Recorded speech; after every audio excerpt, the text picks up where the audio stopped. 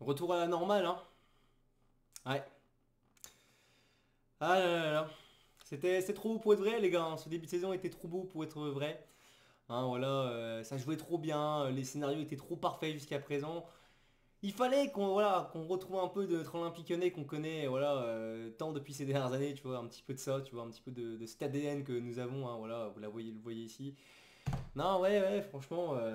Ah, puis alors ce soir, franchement, on a tout eu, hein. Franchement, on a tout eu. On a eu tous les scénarios, toutes les dingueries qui peuvent arriver à Lyon, tu vois, qui peuvent arriver à notre club. En un seul match, on les a toutes eues. Hein. Voilà, dans l'ADN olympique lyonnais, on les a toutes eues. Eh bien, bonsoir à tous les amis. Aujourd'hui, on se retrouve pour un nouveau débrief, pour le débrief de Stade Rennais Olympique Lyonnais. Défaite 3-1 de nos Lyonnais là-bas au Rawson Park. C'est parti, je te montre la compo tout de suite. Hein, donc voilà, notre ami Fonseca qui a gardé concrètement la même compo que la semaine dernière. Voilà, il a rien changé. Alors sur la fiche Ligue 1+, il me semble qu'il a mis c'était Karabach qui était échangé avec Tolisso et Kais Mero était sur un côté, je crois, ou un truc comme ça. Mais moi, dans le match, je l'ai ressenti comme ça la compo, hein, donc, comme tu peux le voir, comme d'habitude, des camps dans les cages. Dans ce 4-2-3-1 avec Maitland Nice, Mata, Niakate, Abner, Vinicius. Tessman Morton, hein, le double yo Chuck, même si voilà, il y a une petite, un petit contretemps quoi. Hein. Karabec à droite, Kaismera en numéro 10, Fofana à gauche et Tolisso en numéro 9. Je tiens quand même à dire aussi que j'ai trouvé ça plutôt appréciable que Fonseca garde Rémi Descamps dans les cages en sachant qu'il aurait pu faire jouer Griff, hein, notre gardien qu'on a acheté, enfin Griff ou Greif, je sais pas comment ça se dit. Voilà, voilà, pour ce match, mais non, il a voulu garder une continuité, le Descamps qui n'avait pas pris de but jusqu'à ce soir. Hein, voilà, je trouvais que c'était une bonne chose personnellement. Il aurait pu directement faire jouer Greif, mais il a voulu garder l'équipe en confiance et faire plaisir un peu à Descamps, je pense qu'il parlait occasion. Voilà, je pense que voilà, Rémi Descamps avait rien à se reprocher jusqu'à présent, donc j'étais content.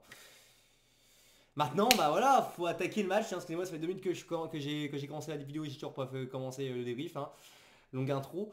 Bah écoutez, voilà un match concrètement qui commence plutôt très bien, hein, on va pas se mentir, avec ce but à la 14e minute de Corentin Tolisso sur une magnifique action, enfin une magnifique action, une magnifique combinaison, hein, notamment avec Karabech, voilà, à un moment donné qui effectue cette petite passe en talonnade semelle comment sur Metendles qui centre en première attention.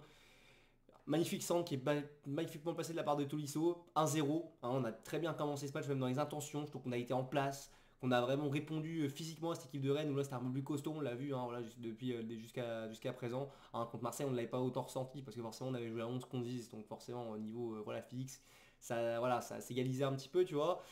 Et ouais, du coup, bah écoutez, on est vraiment, comme je dis, bien dans ce match. Ça combine bien, on arrive à... Rennes n'est quasiment pas dangereux en première période, hein. Franchement, je n'ai même pas eu le souvenir qu'ils ont été dangereux une seule fois dans la première période réellement. Ils ont eu quelques fois le ballon, mais en termes de possession, on avait plus la maîtrise sans forcément avoir d'occasion concrète parce que malheureusement, on a quand même ressenti encore une fois quand même ce manque de numéro 9, cette manque de présence, voilà, vraiment voilà, fixe dans la surface. Mais bon, je vais te dire que c'est pas plus mal parce que j'ai quand même l'impression que quand on joue avec ce système, avec une équipe qui veut jouer la possession, ça nous permet vraiment de bien permuter, tu vois, à chaque fois. Ce qui fait qu'on crée des différences, des décalages, etc. Le jeu est beaucoup plus dur pardon, à être lu, tu vois. Enfin, il est un peu illisible comme jeu. Et ça peut être bien et tout. Alors nous, on sait ce qu'on veut faire, mais eux, les adversaires, ne le savent pas forcément. Et je trouve ça plutôt bien. Tu vois, Fonseca, pour moi, avec le peu de matière qu'il a eu, voilà, même si je parlerai un peu quand même d'une chose qui m'a pas plu avec Fonseca en fin de match, voilà, je trouve que quand même, on voit quand même que collectivement, avec voilà, le peu qu'il a, bah, il arrive à créer quelque chose quand même d'assez cohérent. Hein, voilà, même si c'est pas un coach parfait, voilà, parce qu'il a encore fait une petite dinguerie ce soir qui m'a pas plu. Voilà, je trouve ça quand même cohérent, comme ce que fait Fonseca, et cette équipe est quand même intéressante. Moi, c'est ce que j'avais dit en début de saison, je veux voir une équipe comme ça. Donc, pour mi-temps, voilà, on a même l'opportunité à un moment donné, il faut se le dire, de marquer même un deuxième but, de rentrer à 2-0 avec cette occasion de Kalismera, hein, en face à face, là, qui est parfaitement lancé par je ne sais plus quel joueur, j'ai oublié, mais qui est parfaitement lancé, qui joue un contrat contre Brisson Boy, il a vraiment beaucoup d'avance, hein, les défenses arénés sont complètement en retard. Et malheureusement, il bute voilà, sur Brice Samba, qui malheureusement, voilà, je pense que Casemiro, il a beaucoup manqué de lucidité. C'est un jeune joueur, tu vois, même dans la course, qu'il n'était pas vraiment, tu vois, serein de ce qu'il allait faire. Donc ouais, on a vu que c'était un peu complexe. Je lui en veux pas, il est jeune, les gars. Même de toute façon, tu le vois au niveau, tu vois même au niveau du physique que c'est un jeune joueur. Tu vois les 22 acteurs sur le terrain, surtout les 22 acteurs. Tu vois que le mec, c'est le plus frêle de tout, c'est le plus, tu vois, il est tout cuss, tu vois, t'as compris, tu vois, il a pas de luxe ni rien, tu vois, faut qu'il prenne le temps un peu de découvrir vraiment le monde professionnel, de vraiment s'entretenir physiquement, etc. Donc ouais, non, je lui en veux pas, mais c'est vrai que ça fout les boules quand tu connais le scénario du match. Et je vais attaquer aussi, ne vous inquiétez pas, il y a aussi un élément dans cette première mi-temps dont je ne vais pas parler parce que j'en parlerai en fin de match. Deuxième mi-temps qui part un peu sur les mêmes bases, hein, concrètement même si Rennes nous fait un peu comme face à Lens, ils sont beaucoup plus entreprenants, ils jouent vraiment plus vers l'avant en seconde mi-temps. Tu sens vraiment qu'ils voulaient voilà, à un moment donné vraiment essayer d'égaliser le plus vite possible et ils auraient pu égaliser franchement dans le match avant voilà, la petite dinguerie qui s'est passée. Voilà. Nous après on joue quand même nos coups, on a moins d'action, forcément on est beaucoup plus dépassé dans le jeu, on sent peut-être que physiquement on accuse un peu le coup aussi. C'est compliqué parce qu'après Rennes joue aussi beaucoup plus voilà, haut, il essaie vraiment d'aller chercher les attaques, et Altamari aussi qui fait une belle entrée, enfin il me semble pas qu'il était sous le terrain en première mi-temps parce que je m'en souviens pas, parce que en première mi-temps je l'ai pas vu du moins, mais voilà, seconde mi-temps Altamari qui a fait une belle seconde mi-temps sans qu'il apporté du danger sur le côté droit de l'OL, enfin le côté gauche pour nous tu vois, mais ouais franchement c'était compliqué. On a à un moment donné aussi, bah, ça aussi, je n'oublie pas, par contre, là, tu vois, je suis beaucoup moins plus gentil qu'avec Kaïsmera. Cette action de Karabech qui fait le plus dur, qui fait la bonne élimination, vous la voyez, cette action dans laquelle je parle, où il frappe, là, voilà, une pauvre frappe déjà mal placée, je comprends pas pourquoi tu décroises pas ta frappe. Brice Samba, il est complètement excentré sur son côté droit à lui, gauche pour nous, mais droit pour lui, tu vois. Pourquoi tu décroises pas, t'as même pas besoin de mettre une belle frappe, juste tu fais une petite passe au filet, voilà, il l'aurait pas eu, je suis persuadé, tu fais le plus dur, mais non, tu choisis de croiser encore ta frappe, et en plus tu mets même pas une belle frappe, quoi. Pareil aussi, je vais en parler aussi, et Kais Mera, bon aussi, comme je vous dis, je l'en veux pas non plus, il est encore jeune, mais pareil, il y a aussi cette action, si en première période, où j'ai oublié de dire, à un moment donné, il va faire la passe sur Tolisso, enfin il fait la passe sur Tolisso à la place de frapper, ça m'a un peu déçu, ce serait bien de muscler un peu ton jeu, gamin, voilà, c'est juste ça, quoi. C'est vrai que c'est un peu frustrant, mais il m'a fait penser, certains disent qu'il faisait penser à War qui savait pas frapper, moi il m'a fait plus penser à Cacré, hein, beaucoup de démènements, mais voilà, qui concrètement après à la fin ça a pas trop servi à quelque chose, surtout qu'il a pas fait un beau match, faut le dire aussi. Bref, là, je fais mes petits apartés. Et après, voilà, on tient, malgré que voilà, les assauts rennais se répètent. Et puis à un moment donné, on a ce corner, voilà, ce corner, enfin je sais plus si c'est vraiment un corner, il me semble que c'est une action de corner de base pour nous en notre faveur. Avec Morton qui je ne sais plus ce qu'il fait, il essaie de gagner un duel contre un certain joueur de Rennes, je ne sais plus c'est lequel. Il perd le ballon, voilà, il perd le ballon, il voit qu'il va être complètement dépassé, que le Rennais va être lancé. On est au point de corner voilà, adverse, donc Rennais. Et je ne sais pas ce qui s'est passé, Morton qui nous faisait un super match jusque-là, a eu la débilité, enfin l'intelligence, t'appelles ça comme tu veux, je sais pas, moi pour moi c'est débile, ça porte bien son mot, d'essayer de nous faire un tacle, voilà, deux pieds décollés, enfin deux pieds décollés j'abuse, tu vois vraiment un tacle vraiment pour faire vraiment une faute tactique, mais une faute vraiment stupide, hein, voilà, t'avais pas besoin de la faire cette faute là réellement, au point où t'en étais, t'étais pas dans ta surface à toi, en plus, c'est vraiment, tu le vois dans ce que les gars, moi, ce moment, je vous avoue que le carton rouge, parce que oui, il prend carton rouge là-dessus. Moi, ce moment, j'ai pété les plombs, surtout quand tu vois ce qui s'est passé en première mi-temps. Mais tu te dis, c'est complètement débile quand même de mettre carton rouge. C'est bon, le mec, il tombe même pas, il continuait quand même son action et il met quand même rouge. Moi, je trouvais ça plus pour un jaune, j'étais d'accord, mais pas pour non plus un rouge. Mais avec beaucoup de réflexion, beaucoup de recul. Les gars, oui, c'est ok. Ok, le joueur tombe pas, tu vois, qu'il n'est pas blessé derrière. Mais dans l'intention pure, tu vois, c'est vraiment une faute vilaine ce qu'il a fait, voilà, Tyler Morton. C'est vraiment vilain. Faute d'anti-jeu du part, voilà, c'est l'anti-jeu parce que voilà, il a vraiment tout fait sur jouer le ballon. Tu vois, même dans son regard sur le ralenti, qui fait tout pour sauf jouer le ballon. Voilà, il veut faire tomber le Rennais. Et en plus, voilà, tac par derrière. Pareil, ça aussi, ça pardonne pas aussi, tu vois. C'est pas en mode il lui a accroché ou quoi, il a vraiment voulu le tacler par derrière. Donc ouais, le rouge, il peut s'expliquer. Mais après, voilà, malgré que voilà, ce rouge pour moi peut être logique, peut être, ouais, tu vois, comme je sais quand même être un peu objectif, tu vois, je pense être objectif en disant ça. Moi, ce qui me gêne, tu vois, quand je vois ce carton rouge siffler, c'est qu'il n'y a pas de souci, on peut le siffler ce carton rouge, ok, ouais, objectivement, on peut le siffler. Mais en première période, on a eu une action justement sur Kaïsmera, d'un certain joueur rennais, hein, Rouault, qui voilà, nous met une belle semaine. Par contre, la semaine, on l'a bien vu. Hein. Ça, par contre, à l'époque, elle est passée plusieurs fois voilà, à l'écran, contrairement au but qu'on prend juste après, qui a vraiment pris beaucoup de temps à être mis au ralenti.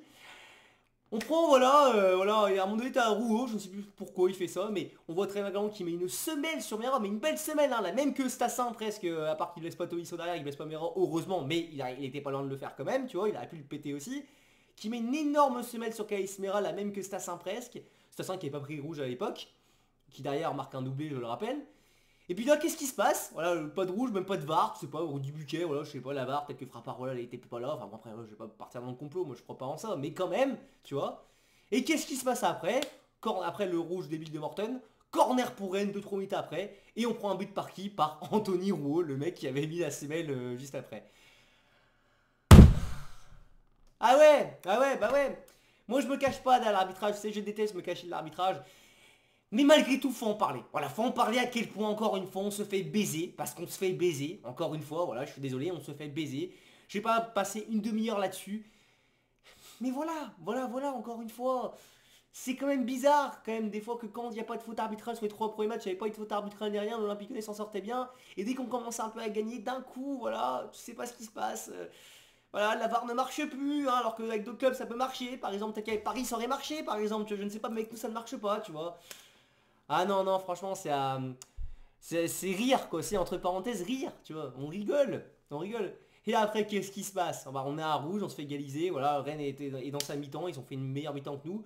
Ils sont sur la continuité de leur seconde mi-temps, parce qu'on prend en plus le but très tard, on le prend à la 83e, 84e. Entrée, pareil aussi, on salue Roy, et ça j'en parlais de Fonseca tout à l'heure en début de débrief, le courage de Fonseca de nous faire sortir Flony Fofana, qui faisait certes un mauvais match, mais était quand même une solution offensive pour pouvoir au moins essayer d'aller chercher le deuxième but ou d'arracher la victoire dans ce match. Il fait quoi? Il te fait rentrer Robin Kluivert, voilà, le courage encore une fois de Fonseca. Changement tardif et en plus pas intelligent tactiquement, je trouve. Et d'autant plus que quand tu sais que le deuxième but, enfin même que les deux buts qu'on prend derrière, le deuxième et le troisième but rennais, voilà, Kluivert est fautif voilà, sur les deux buts. Hein, voilà, concrètement, le premier but, il se fait bouffer par Meite qui a 17 ans. Il en a 23, 24, 25, je crois, un truc comme ça. Il se fait complètement bouffer dans un trou de souris. Alors, le joueur rennais a beaucoup de cul aussi. Hein. Meite a énormément de cul sur son but. Hein. La déviation, voilà, que ça touche le pied de Tessman. Voilà, Descamps qui est pris un peu à contre-temps, qui peut mieux faire, honnêtement, sur un objectif. Mais voilà, à vitesse réelle, c'est compliqué. Donc forcément, là, ça touche le poteau. Là, dans un trou de souris, ça rentre. Ils ont eu beaucoup de cul aussi, les Rennais. Hein, parce que bon, je parle de nous qui se faisons niquer, mais ils ont eu du cul aussi. En attendant, parce que même le but ouais, sur corner, ils ont de la chance que ce soit un Lyonnais qui la dévise, que si c'est un Rennais, à un moment donné, il y aurait une position de hors-jeu, mais ils ont eu du cul.